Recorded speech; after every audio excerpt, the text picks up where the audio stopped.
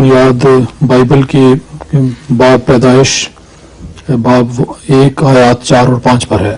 وہ میں پڑھتا ہوں. باب کتاب پیدائش جی. اس میں لکھا ہے کہ اور خدا نے کہا کہ روشنی ہو جا اور روشنی ہو گئی. ٹھیک. اور خدا نے دیکھا کہ روشنی اچھی ہے اور خدا نے روشنی کو تاریکی سے جدا کیا. ٹھیک. اور خدا نے روشنی کو تو دن کہا اور تاریکی کو رات. اور شام ہوئی اور صبح ہوئی سو پہلا دن ہوا. ٹھیک ہے. اس پر وہ لکھتے ہیں کہ بائبل کے مطابق خدا نے روشنی کو پہلے بنایا اور سورج کو بعد میں، مگر یہ ممکن نہیں اور موجودہ دور میں تو یہ بات ایک لطیفے سے کسی طرح بھی کم نہیں. لیکن اگر اس جگہ روشنی سے مراد ظاہری روشنی کی بجائے خدا کا نور لیا جائے تو کیا یہ درست ہوگا؟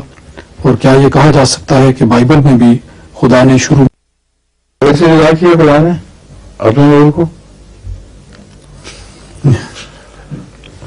اسی لحاظ سے بھی یہ بات سمجھ میں نہیں آ سکتی. صرف یہ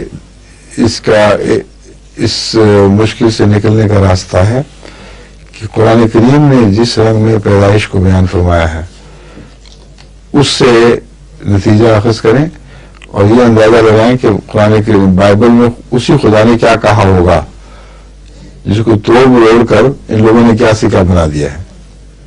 سمجھے؟ ورنہ کوئی رستہ نہیں بنتا. اس کے باوجود ان کے ایمان قائم ہے. تعجب یہ ہے، اصل تو یہ تعجب کی بات ہے. آتے ہیں عقلی بحثیں کرتے ہیں، بڑے بڑے پادری بھی اور سوال جواب میں آتے ہیں اور کہتے نہیں یہ بات یوں کر دی، یوں ہو گئی، ہم نہیں اس سے مطمئن.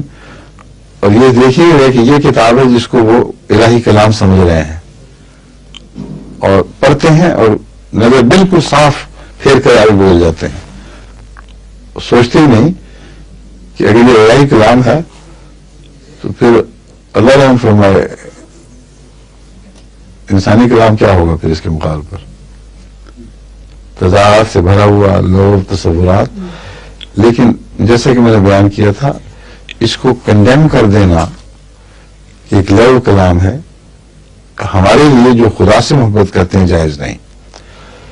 کیونکہ خدا کے کلام میں خواہ وہ قدیم ہو جدید کلام سے ایسا فرق ناممکن ہے کہ ایک اندھیرا ہو اور ایک روشنی ہو. اس لیے اس مسئلے میں پہلے روشنی کو اندھیرے سے جدا کرنے کی ضرورت ہے. ایک ہی طریقہ ہے قرآن کریم نے جو کچھ ان مضامین پر لب کشائی فرمائی ہے جو پہلے بائبل میں بھی بیان ہوئے ہیں، وہاں قرآن اور بائبل کی قدر مشترک کو قبول کر لو اور پھر غور کرو کہ خدا نے کیا فرمایا ہوگا جس کو لوگوں نے بنا کے کچھ کا کچھ کر دیا.